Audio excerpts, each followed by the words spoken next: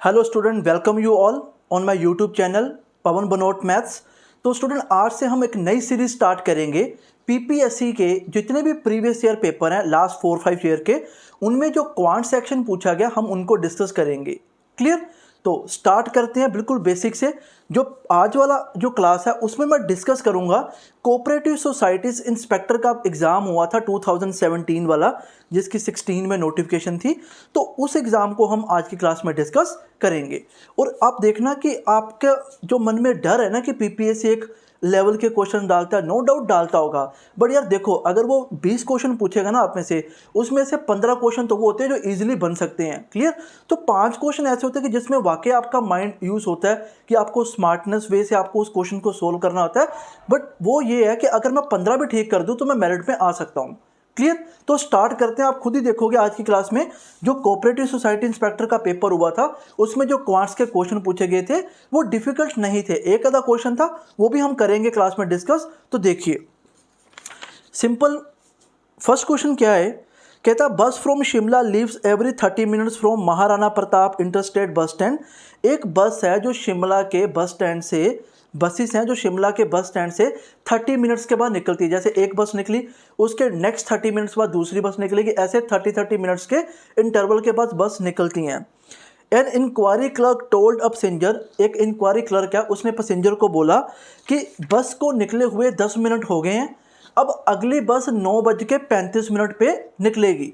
तो आपने ये बताना था कि at what time did the enquiry clerk give this information to the passenger. Enquiry clerk ने पैसेंजर को ये इंफॉर्मेशन कब दी थी। इतना इजी क्वेश्चन है ये, देखो। अब आप देखो, सिंपल, जब बंदा उसके पास गया, इंक्वायरी क्लर्क ने उसको बोला कि 10 मिनट हो गया बस को गए को। क्लियर? हमें टाइम तो पता नहीं कि हम कब गए हैं, पर उसने ये बोला कि जो अगली बस है ना वो 9:35 पे चलनी है। देखिएगा, जो नेक्स्ट बस है वो 9:35 पे चलेगी। अब स्टूडेंट, 9:35 पे अगर बस चलेगी तो इसके पहले वाली जो बस है वो कितने बजे निकली होगी? ऑब्वियसली यार 9:05 पे निकली होगी, क्योंकि 30 मिनट्स के इंटरवल के बाद बसेस निकलती हैं। क्लियर? अब जो इंक्वायरी क्लर्क था उसने पैसेंजर को बताया, जब इस पैसेंजर उसके पास आया इंक्वायरी करने के लिए, कहता भाई साहब बस निकले को 10 मिनट हो चुके हैं। अब देखिए, अगली बस 9:35 को चलनी है, इसका मीनिंग कि उसके पहले वाली बस 9:05 को निकल गई होगी। जो पैसेंजर उसके पास इंक्वायरी करने आया था वो इन बिटवीन आया था, तब टाइम कितना हुआ था? तब टाइम हुआ था 9:15। क्लियर? क्योंकि तभी उसने बंदे ने बोला कि सर 10 मिनट हो चुके हैं बस निकली को, अब आगे वाली बस 9:35 पे चलेगी। तो उसने यही पूछा था, आपने क्या बताना था कि इंक्वायरी क्लर्क ने कब इंफॉर्मेशन उसको पास की। तो कितना इजी क्वेश्चन है। मैं आपको ये सीरीज मेन स्टार्ट करने का यही मोटिव है कि आपके कॉन्फिडेंस को बिल्ड करना, कि जो मन में डर बैठा हुआ कि अरिथमेटिक सेक्शन बड़ा डिफिकल्ट आता है, मैं कहता हूँ कि सारे के सारे मत करो। क्लियर? बट उसमें से 90% पेपर ईजी होता है, जो आप थोड़े से सही तरीके से अगर चलो तो आपके अगर थोड़े से भी कंसेप्ट क्लियर है, आप इजी वे में उसको सोल्व कर सकते हो। क्लियर? सेकेंड क्वेश्चन देखिए, कहता एक बंदे के पास कॉइन्स की कलेक्शन है। कहता उसमें क्या है कि एक गोल्ड कॉइन है फॉर एवरी 3 गोल्ड कॉइन्स। उसके पास कुछ कलेक्शन है, हमें नहीं पता उसके पास कितनी कलेक्शन है, बट क्या है कि गोल्ड कॉइन और नॉन गोल्ड कॉइन की एट प्रेजेंट उसके पास क्या रेशियो है? 1:3। कहने का मतलब अगर एक गोल्ड कॉइन है तो 3 क्या है भाई? नॉन गोल्ड कॉइन है।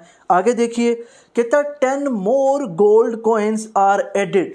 उसने क्या करा? 10 मोर गोल्ड कॉइन ऐड कर दिए, इसमें कुछ भी ऐड नहीं करा, ये वैसे का वैसा ही है। कहता अब जो उसके पास रेशो बन गई वो रेशो क्या है?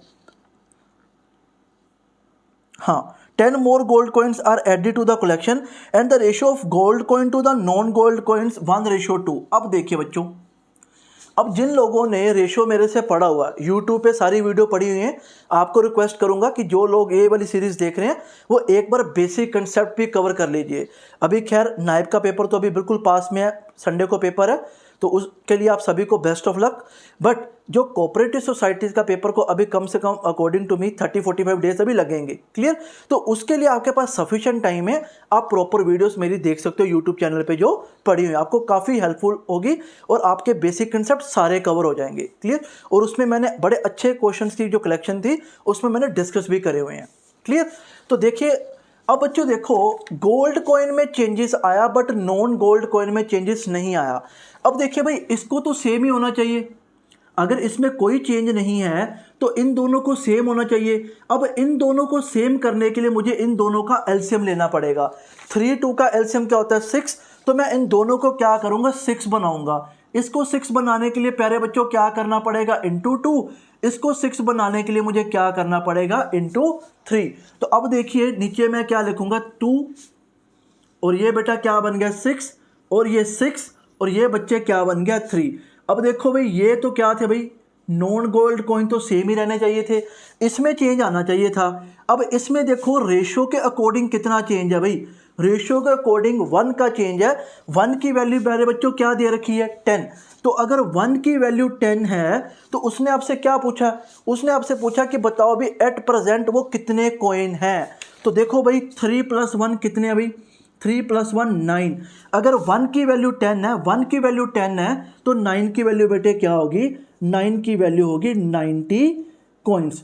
भाई इस तरह ये सारा का सारा कंसेप्ट मैंने रेशो में कवर किया हुआ है, क्लियर। तो ये था आपका सेकंड क्वेश्चन। ये सारे क्वेश्चन वही हैं बेटे जो आपके कोऑपरेटिव सोसाइटी इंस्पेक्टर का 2017 में एग्जाम हुआ था उसमें पूछे गए थे, क्लियर। तो इनको नोट करो, हम थर्ड क्वेश्चन पे मूव करते हैं। तो थर्ड क्वेश्चन देखिए बेटे क्या है, थर्ड क्वेश्चन को अब मैं किस बिहाफ पे सोल्व करूंगा, मैं टाइम एंड वर्क के बिहाफ पे सोल्व कर दूंगा, सेम कुछ वैसा ही है, क्लियर। इनकी भी वीडियोस इस टाइप के क्वेश्चन ऑलरेडी मैंने अपने चैनल पे डिस्कस कर दिए हुए हैं, क्लियर। तो देखिए थर्ड क्वेश्चन क्या है, थर्ड क्वेश्चन बोल रहा है, कहता एक जैसे आप एयरपोर्ट पे जाते हो या रेलवे स्टेशन पे जाते हो, वहाँ पे लगेज वाला होता है, बेल्ट होती है, ठीक है, जहाँ पे 1 बाय 1 सभी के लगेज आते हैं, मूव होते जाते हैं। कहता बेल्ट थी, 2 बेल्ट हैं जो लगेज डिलीवर करती हैं। जो पहली बेल्ट है वो 3 टन्स डिलीवर करती है 5 मिनट में, और जो दूसरी बेल्ट है वो 1 टन डिलीवर करती है 2 मिनट्स में।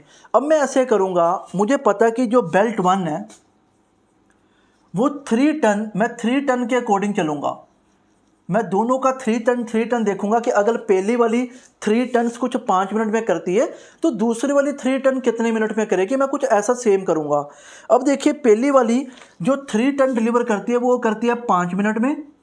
अब बेल्ट 2 क्या था, 1 टन डिलीवर करती है 2 मिनट में, तो 3 टन बेटा कितने टाइम में डिलीवर करेगी, ऑब्वियसली 6 मिनट में।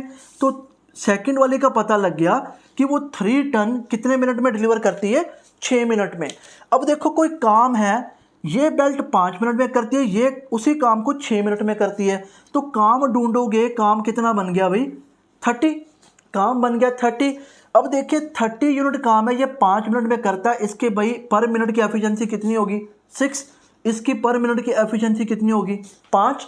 अब हमें पता है कि दोनों B1 एंड B2 अगर 3 टन मिलकर करना चाहें तो कितने टाइम में करेंगे, तो B1 एंड B2 3 टन काम करने के लिए कितना टाइम लेंगे भाई 30/11 मिनट।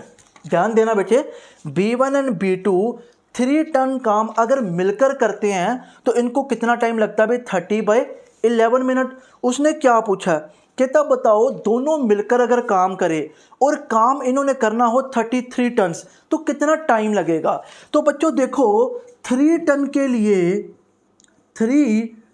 के लिए उनको टाइम लगा 30/11, तो 3 को 33 बनाना है तो किससे मल्टीप्लाई करना पड़ेगा भाई, बोथ साइड मल्टीप्लाई बाय 11, तो भाई 30/11 इंटू 11 तो क्या हो गया भाई, ये कट हो गया। तो मेरे पास कितना टाइम आ गया भाई, मेरे पास टाइम बच्चों आ गया 30 मिनट। तो ये क्वेश्चन आपके एग्जाम में पूछे गए हैं जो मुझे लगता नहीं है कि डिफिकल्ट है अगर आपके कंसेप्ट स्ट्रॉन्ग है, क्लियर। तो इतना बच्चों नोट करिए, हम नेक्स्ट क्वेश्चन पे मूव करते हैं। सो देखिए स्टूडेंट, क्वेश्चन नंबर 4 क्या बोल रहा है, कहते था age of a father is 3 times that of his son. तो उसने बोला है कि फादर की जो एज है अपने सन की एज से 3 टाइम्स है। अगर सन अगर लेट्स सपोज 1 ईयर का है तो फादर भाई क्या है 3 ईयर्स का। एक एग्जांपल ली मैंने, क्लियर। अब देखिए नेक्स्ट कहता after 5 years of the after 5 year 5 साल बाद double the age of father will be 5 times the age of son. कहता 5 साल बाद आफ्टर 5 ईयर, आफ्टर 5 ईयर्स कहता जितनी भी फादर की एज होगी उसका अगर आप डबल करो तो वो किसके इक्वलेंट बनेंगे, जितना 5 टाइम उसके बच्चे की एज है। क्लियर। अब ये था जो डाटा वो दे गया। अब आगे क्या है, कहते थे present ages of father and son respectively are. अब देखो भाई एक तो तरीका ये है यार, एक तो तरीका ये है कि आप x 3x और 5x मानिए, ठीक है। उनमें आप क्या करिए 5 ऐड करिए, फिर आपको पता है कि जितनी उनकी एज है उसको वो इस तरीके से आप सोल्व करो। मैं आपको बता भी देता हूँ, जैसे 3x + 5 ये बन गई भाई फादर की एज। अब 1x + 5 ये बन गई भाई उसके बेटे की एज। कहता twice of father age equivalent to 5 times of son age. इसको सोल्व करोगे आपके पास x की वैल्यू निकल आएगी। उसके बाद जो भी आपको पूछेगा आपने उसका आंसर बताना है। क्लियर। अब देखिए बच्चे एक तो ये तरीका हो गया, एक तरीका है कि आप थोड़ा स्मार्ट बनो और टाइम को सेव करो। क्लियर। तो आप बाय ऑप्शन चले जाओ। क्लियर। अब देखिए ऑप्शन के अकॉर्डिंग अगर आप चलो तो मैं सारी नहीं बताऊंगा, मैं सीधा ऑप्शन डी पे आता हूँ। क्लियर। तो देखो भाई 45 ईयर एज दे रखी फादर की, 15 साल दे रखी बच्चे की, तो पहली कंडीशन तो बिल्कुल सेटिस्फाई होगी।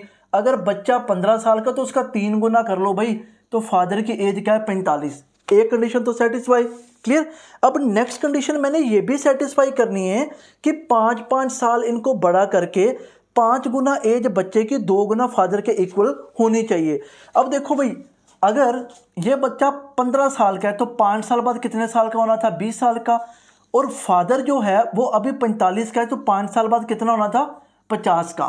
तो वो कह रहा है कि बच्चे की एज का 5 गुना, तो फादर की एज का क्या होना चाहिए 2 गुना होना चाहिए। तो देखो 20 5 का 100, 50 2 का क्या 100, तो मेरी ऑप्शन क्या होगी D option is a right answer. अगर आप 1 बाय 1 भी सोल्व करोगे ना तो आपकी प्रैक्टिस अगर अच्छी है तो हार्डली आपको 5-6 सेकंड्स लगेंगे इन टाइप्स के क्वेश्चन को सोल्व करने के लिए। Clear student. तो इसको नोट कर लीजिए, ये है क्वेश्चन नंबर 4। तो इसके जो नेक्स्ट क्वेश्चन है वो हम अपने पार्ट 2 में डिस्कस करेंगे। वो आप देख सकते हो कि पार्ट 2 नेक्स्ट क्लास में आपको मिल जाएगा, जो मैं आज ही इकट्ठे ही अपलोड कर दूंगा। तो आज के लिए इतना ही। अगर आप ऐसे ही क्वेश्चंस और चाहते हो, अगर आपको सीरीज ये कंटिन्यू करना चाहते हो तो kindly subscribe and share my YouTube channel. Thank you very much.